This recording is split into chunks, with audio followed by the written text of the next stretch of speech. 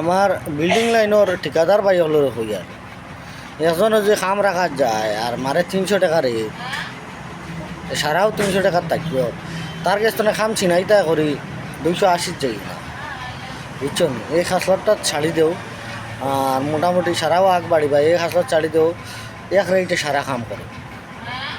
এক রেটে সারা খাম করো একজনে আর একজনের লিঞ্জা পড়িও না এটা বহুত বাদ কথা বুঝছেন আর আপনারা আমার ভিডিওটা দেখবা আর কথাটারে মানে করবা ফলো করবা ও হিসাবে মানে মোটামুটি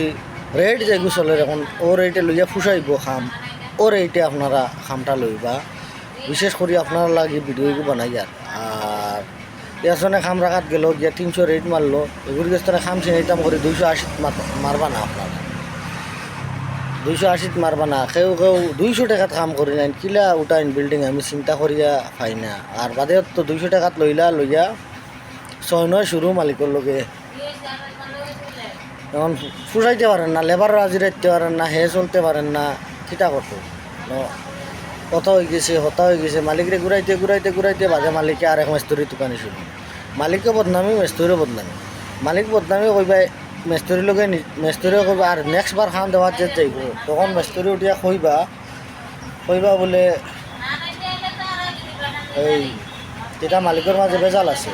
এর লাগি তো আর এক মেস্তরি ছাড়িয়ে গেছে মালিকও বদনামি মেস্তরিও বদনামি দয়া করি আপনারা এইগুলো বস্তু করবেন না।